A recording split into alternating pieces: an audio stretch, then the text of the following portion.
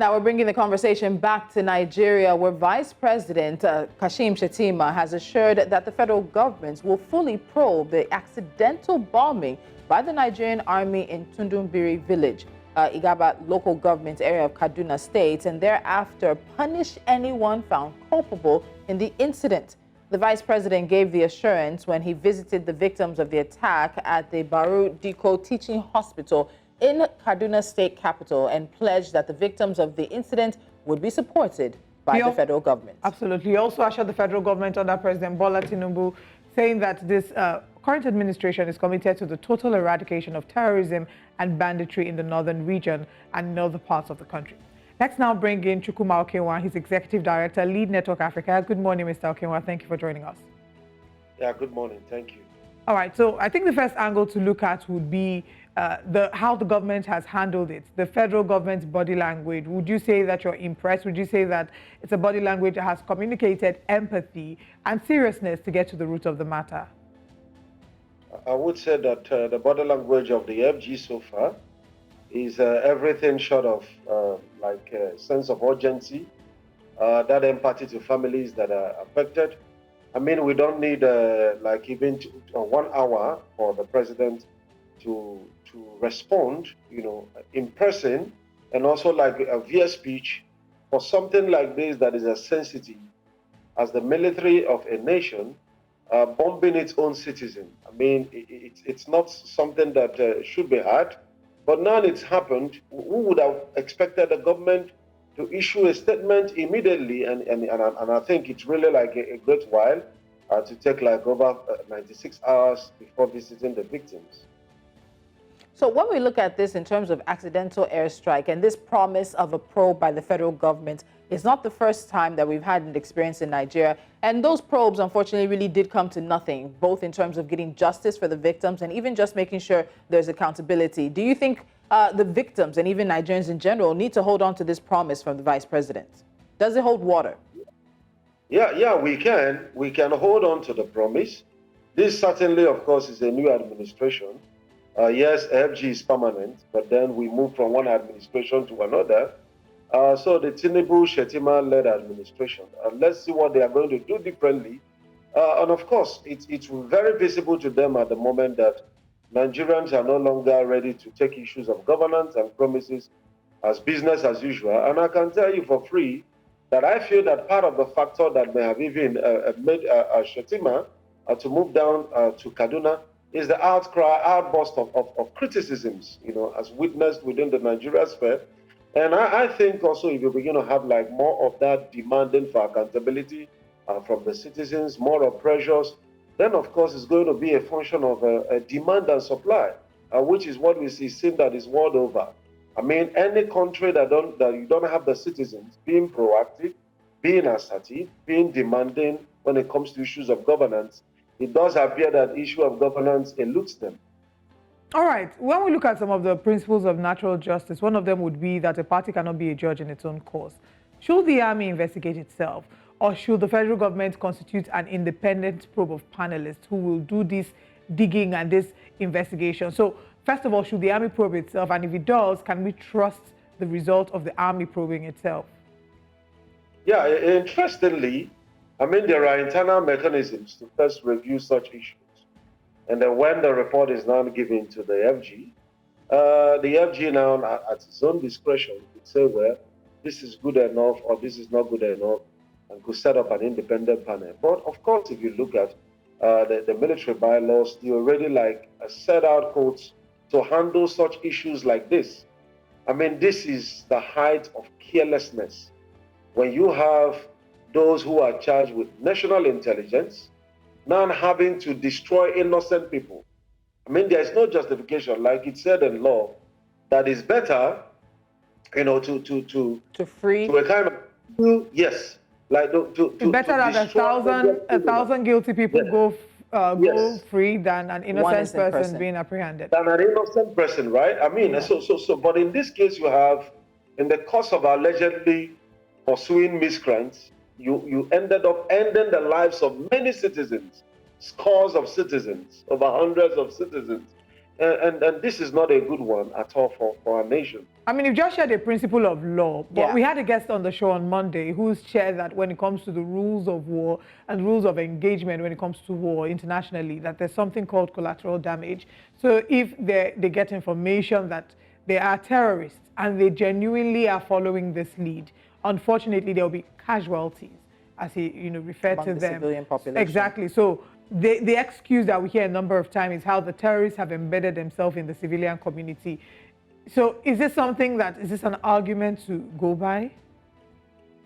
Well, I think moving from what the guest said, you are talking about international affairs. When it has to do with your own nation, like in the case of Israel and Hamas now, right? Where Hamas is, their launch base has become Palestine. But then you are talking about your own citizens. I mean, if the security of the country is working efficiently, you probably wouldn't even need the military to handle such internal security issues like this. I mean, the police is in charge of internal security. Anything internal security, who would have even expected the secret police, the DSS, gather all of the intelligence? What about going to effect arrest? Must it necessarily be like a situation if you are pursuing 10 terrorists and probably they are doing civilian shooting? You want to now destroy all the people that are there. It doesn't really make any sense. People could be arrested. These are supposedly your citizens. Assuming you have like people beginning to annex some part of the country, then that would be a different case. But the military has assured us they are fully in charge, the police is in charge. So we want to see the positive outcomes. Mr. Okenwa, I have to come back to something, and that's, of course, having this not being a one-off issue. SBM Intelligence did a report, and they showed that over 425 people, including children and women, were killed by the military in accidental bombings between September 2017 and 2023. Over 425 Nigerians. We're talking fathers, mothers, brothers, sisters, children, loved ones that have been lost because of accidental bombings, incursions in the fight that Nigeria has against terrorists in these regions. So when you look at the fact that there unfortunately is a history, there doesn't seem to be enough being done to tighten the decision making. When you have these unmanned drones, and there are of course a number of studies even internationally that unmanned drones happen to be responsible for an increasing number of civilian casualties when it comes to war. You can see that in the Middle East with how the US and many others are using unmanned drones in places like Iraq. You can see it right now in the situation with Israel and Hamas. We are seeing this situation right before us. We need to demand higher accountability. What is the Army supposed to be doing? Again, I'm coming back to the fact that the promise of the vice president may not be enough for the people who are mourning and the people who've been mourning since 2017. What do we expect of the military hierarchy in terms of accountability in this regard? First and foremost, I think we need like a renewed sense of patriotism in the military.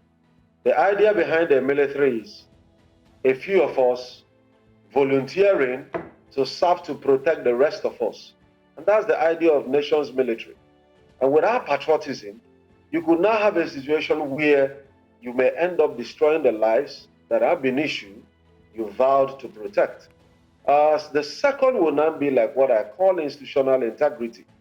Does the military see itself as embarrassing itself, creating its own, bringing itself to infirmity, that you have a situation where those you're supposed to protect, you have all of the intelligence, you have the ground forces, and even coming to give us excuses of a mandro in a typically situation that is not a war situation, does not still hold water, because the fact that it's unmanned does not mean it's unregulated, does not mean it's uncontrolled, does not mean maybe a manned drone could as well be sent into territories that are not at war with you. I mean, you have to launch it out, you have to control it. Very typical with what happens with like the drones of a camera, right? I mean, you can have a situation where maybe your camera begin to cover people it was not meant to cover, or even get lost so that you don't know where it is. You have like a place where it's been monitored. So that excuse, I think it's a lame one.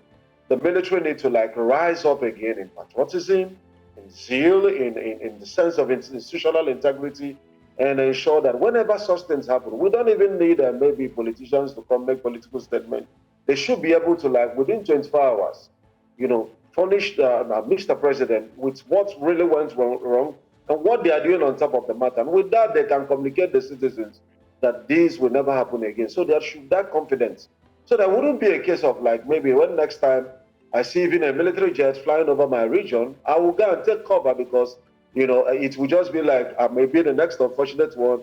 And then they discuss about Unfortunately, that's the position now, Mr. Okenwa. Anxiety. Exactly. If I had a jet, a military, or I saw a military jet, I would first fidget because you're thinking, I don't know what's going on. There's so many questions that need to be answered. I beg your pardon. Question as to how they get their intelligence, their reconnaissance, their surveillance, how much effort they've put into all of this, and if anything will come out of the probe. Let's also talk compensation. Yes. If we go back as far as 2017 in the RAN bombing, which was basically another mistaken situation because of coordinates, and that was by the Air Force. As of 2019, I know that SC and Femi Falana had been pushing for their compensation. They had been asking for compensation, and nothing had been done. Till today, I don't know that anything has been given to these victims. I'm not quite sure. But do you honestly have confidence that these victims will be compensated? And let's just put it out there that no compensation is enough to be able to heal them of the pain. There is a family member there who someone lost about over 25 family members in that bombing. So nothing will ever be good enough. But back to you, Mr. Okenwa. Do you have confidence that the government, the federal government, will actually compensate these victims? Before you answer that question, I just want to add the states, because we're talking about Niger State, Yobe State, Zamfara State, Borno State, Nasarawa, Kaduna, and Katsina State that these incidents have happened. I have strong confidence, and my confidence is premised on two things. Since the leaders have said it with their mouths, let's hold them by their words. And this is a new administration. Interestingly, also, like I'm going to tell the Tinubu Shetima-led administration, you know, Nigeria keeps evolving as a country. There's that level of political sagacity, awareness that is heightened, and all thanks to the media and all agencies that has been committing to enlightening the citizens. And with this level of enlightenment, let nobody think it's going to be like business as usual. Of course, the last election really had to show the political class that he may not always be the same, right? Even though many people were discouraged with the outcome, but you're going to see like even a renewed resistance over the time, from the citizens. So, and I'm sure that they want to do something differently, because we are talking about innocent citizens. What were their crimes? Simply because they were Nigerians. Well, like they say on social media, it's an unfortunate statement. Simply because they're Nigerians. On social media, it's become a term to say, may Nigeria not happen to you. Yeah. But we do hope that the day will come and the time will come when statements like that will be reversed to say, may Nigeria happen to you, because everyone would be excited, or may you experience the beauty of Nigeria. Our thoughts, our prayers are with those who have lost their lives and those who lost their family members. And we do hope that the government gets to the root of this matter and that compensation be paid to the victims. Mr. Okenwa, thank you so much for joining us this morning. You're welcome.